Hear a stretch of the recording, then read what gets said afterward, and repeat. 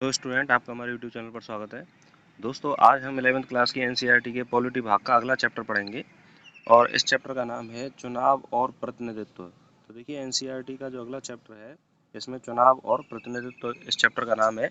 और इससे पहले हमने और चैप्टर भी अपलोड कर दिए हैं क्लासेस, तो उनको जरूर देखिए। संविधान क्या है, संविधान में अधिकार क्या है, इन सब के बारे में हम चर्चा कर चुके हैं।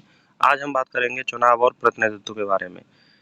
सबसे पहले इम्पोर्टेंट बात यह है कि यह चैप्टर जितने भी आप कंपटीशन एग्जाम की तैयारी करते हो, कोई भी एग्जाम है, आपका सिविल सर्विसेज का है या टीचर एग्जाम है या कोई एसएससी एग्जाम है, तो उन सभी के लिए बहुत ज़्यादा इंपॉर्टेंट है।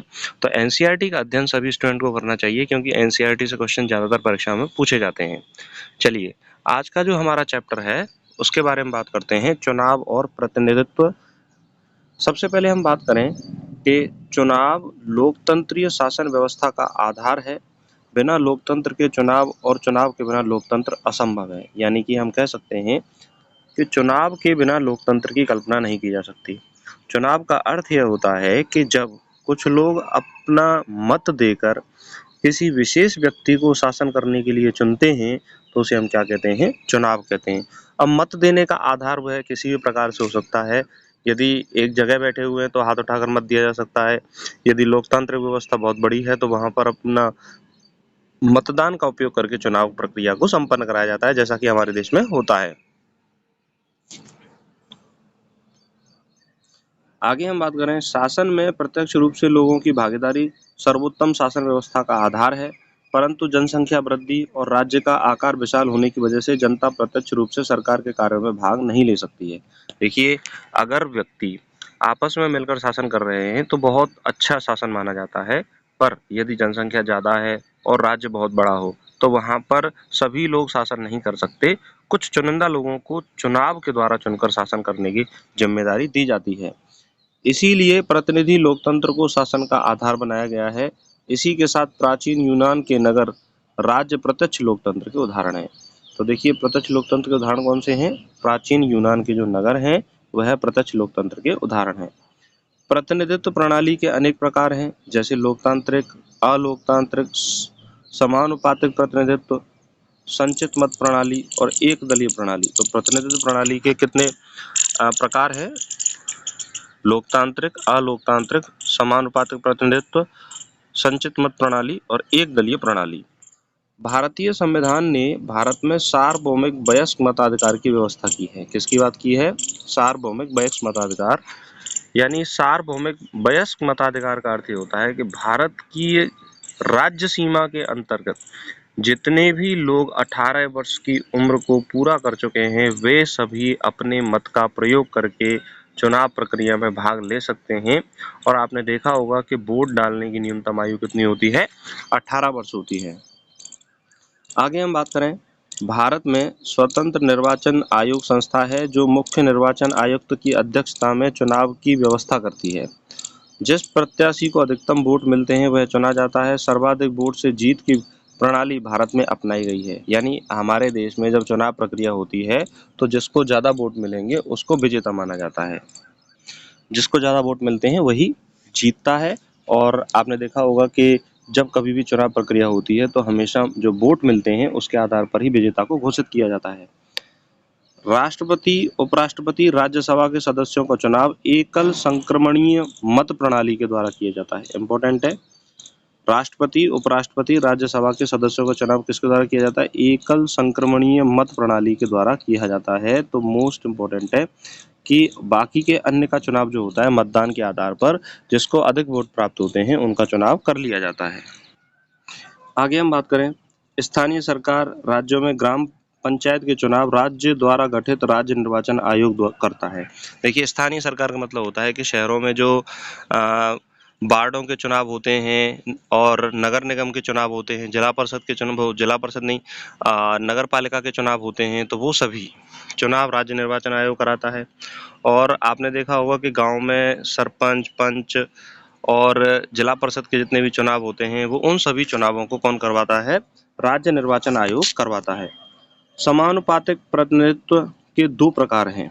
इजराइल व नीदरलैंड में पूरे देश को एक निर्वाचन क्षेत्र माना जाता है और प्रत्येक पार्टी को राष्ट्रीय चुनावों में प्राप्त वोटों के अनुपात में सीटें दी जाती हैं।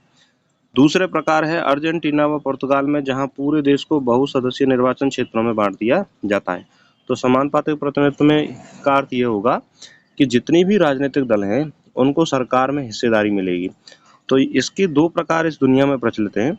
एक है इजराइल व नीदरलैंड में पूरे देश को एक निर्वाचन क्षेत्र माना जाता है और प्रत्येक पार्टी को राष्ट्रीय चुनाव में प्राप्त वोटों के अनुपात में सीटें दी जाती हैं। दूसरा प्रकार है अर्जेंटीना व पुर्तगाल में पूरे देश को बहुसदस्यीय निर्वाचन क्षेत्रों में बांट दिया जाता है। आगे हम बात करें, ब्रिटिश सरकार ने पृथक निर्वाचन मंडल की शुरुआत की थी। तो अगर आपसे पूछा जाए कि पृथक निर्वाचन मंडल की शुरुआत किसने की थी, तो ब्रिटिश सरकार ने पृथक निर्वाचन मंडल की शुरुआत की थी। भारतीय संविधान में आरक्षित निर्वाचन क्षेत्रों की व्यवस्था अपनाई गई है। इसके अंतर्गत किसी निर्वाचन क्षेत्र में सभी मतदाता वोट तो डालेंगे, लेकिन प्रत्याशी केवल उसी समुदाय या सामाजिक वर्ग का होगा जिसके लिए वह सीट आरक्षित है। तो हमारे देश में आपने देखा होगा कि बहुत से जगह एससी और एसटी के लिए सीटों का आरक्षण दिया गया है, तो वहाँ पर एससी और एसटी का ही कैंडिडेट खड़ा होता है। बहुत सी जगह पर ओबीसी का और अन्य जगह पर जनरल के जो कैंडिडेट हैं वो खड़े होते हैं। तो आरक्षण व्यवस्था के आधार पर भी हमारे देश में सीटों का बांटा गया है। वहाँ पर वही व्यक्ति लड़ेगा जो उस जाति समूह या उस आरक्षण विशेष समूह से संबंधित होता है, वही वहाँ पर चुनाव लड़ता है और वही चुनकर कहाँ जाते हैं, संसद में जाते हैं।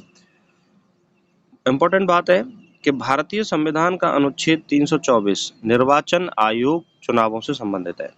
तो निर्वाचन आयोग से संबंधित अनुच्छेद कौन सा है? 324 है, जो प्रत्येक विषय पर अंतिम निर्णय लेने का अधिकार है। सर्वोच्च न्यायालय भी इससे सहमत है। फलस्वरूप आयोग निष्पक्ष रूप से चुनाव संपन्न करवाते हैं।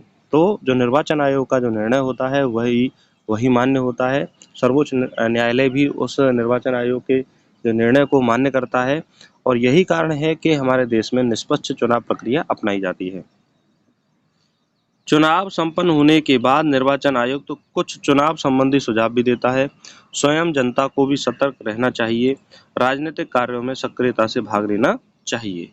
तो निर्वाचन आयुक्त जो होता है वह जनता को यह जागरूक करता है कि आपको अपना मतदान है वह सोच समझकर और एक अच्छे व्यक्ति को देना चाहिए, ना कि किसी अन्य व्यक्ति को देना चाहिए। अब हम बात करते हैं चुनाव का अर्थ क्या होता है।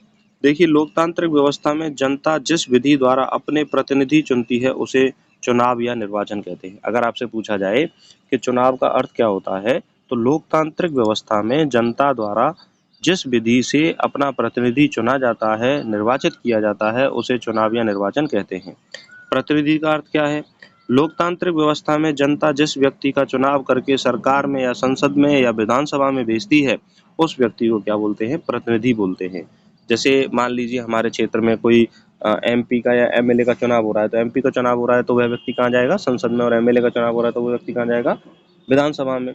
तो जो व्यक्ति जीत कर आएगा वही व्यक्ति वहां पर बैठेगा और उसी व्यक्ति को हम क्या बोल रहे हैं? प्रतिनिधि। प्रत्यक्ष लोकतंत्र का अर्थ क्या होता है?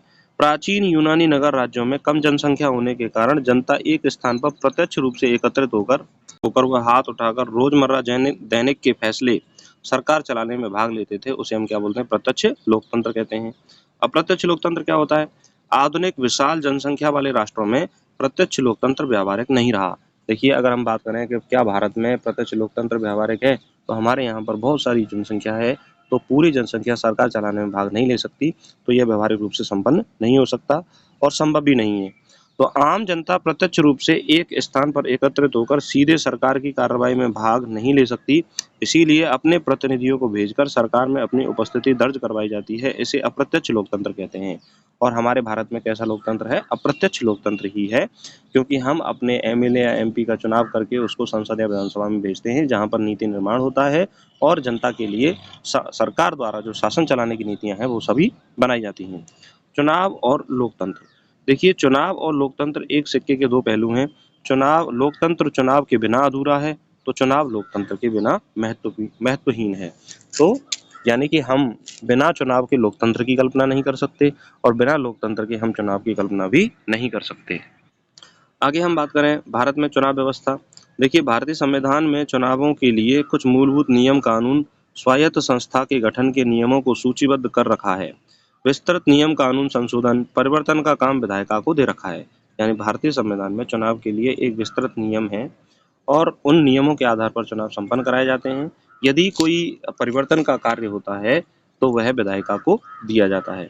चुनाव व्यवस्था में चुनाव आयोग का गठन, उसकी कार्यप्रणाली, कौन चुनाव लड़ सकता है, कौन मतदान कर सकता है, कौन चुनाव की देखरेख करेगा, मतगणना कैसी होगी, आदि सभी कार्य स्पष्ट रूप से लिखे गए हैं कि किस तरह से चुनाव संपन्न कराया जाएगा।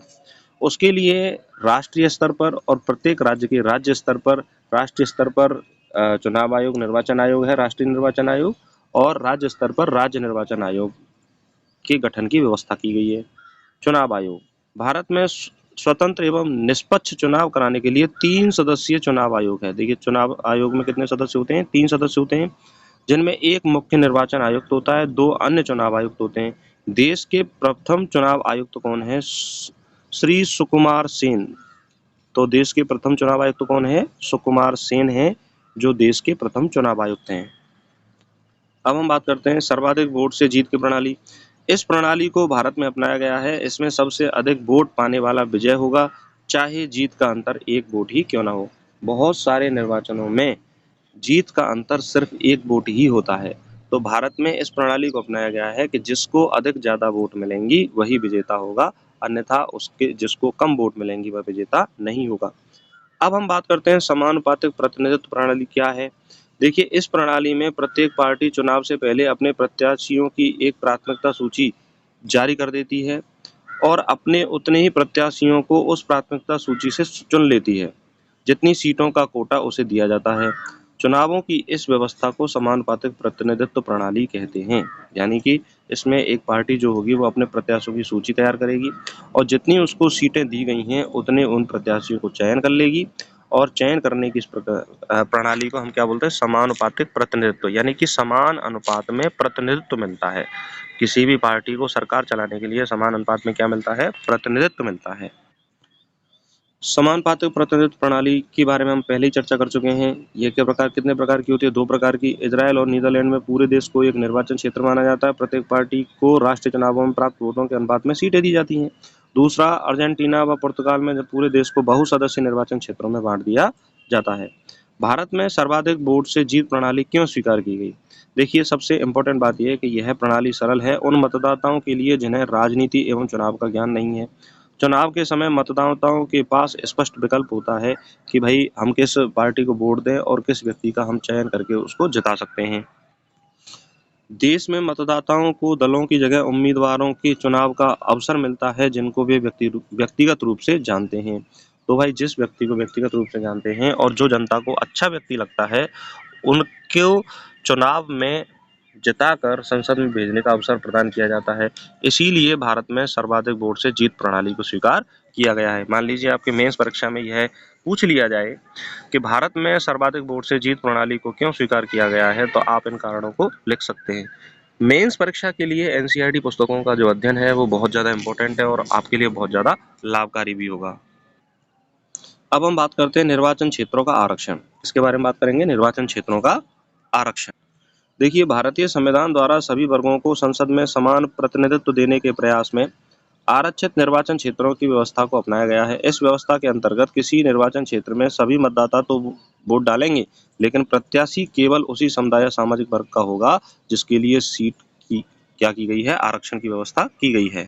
यानी निर्वाचन क्षेत्र के आरक्षण का मतलब ये होता है कि आप देखते होंगे बहुत सारे निर्वाचन क्षेत्र ऐसे हैं कि वहाँ पर जो उम्मीदवार होगा वो एससी या एसटी कैंडिडेट होता है और ओबीसी जनरल का वहाँ पर कैंडिडेट नहीं होता। तो उसको इसी को हम बोलते हैं निर्वाचन क्षेत्र का आरक्षण। यानी वोट तो सभी वर्ग के लोग डालेंगे, महिला पुरुष सभी वर्ग के लोग डालेंगे, लेकिन जो व्यक्ति चुनकर जाएगा वह केवल उसी समुदाय से होगा जिसके लिए वह सीट का आरक्षण दिया गया है। क्योंकि भारतीय संसद में एससी व एसटी ओबीसी के लिए सीटों का आरक्षण दिया गया है, तो उसी अनुपात में निर्वाचन भी वहां पर करवाया जाता है उस संसदीय क्षेत्र में।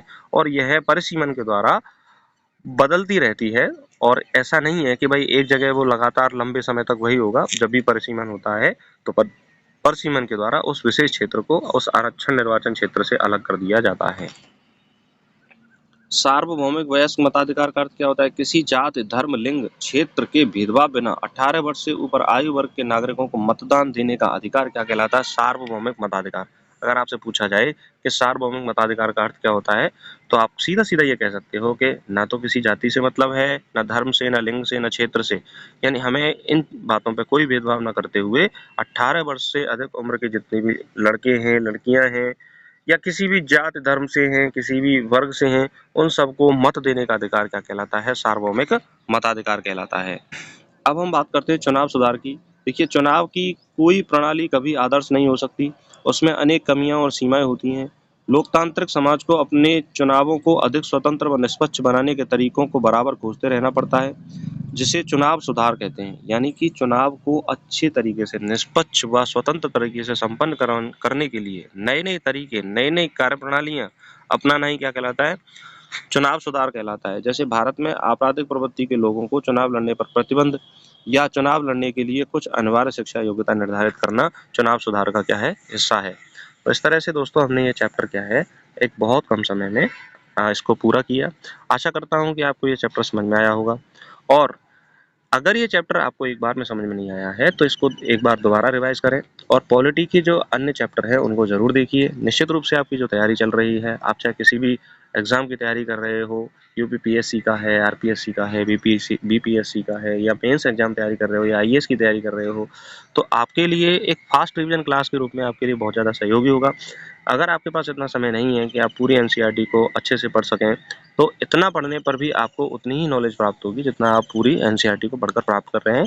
तो सरलतम तरीके से हमने इसको प्रस्तुत किया है चैप्टर को और जहाँ तक हमें विश्वास है कि आपको ये चैप्टर समझ में आया होगा और आपके लिए लाभदायक होगा।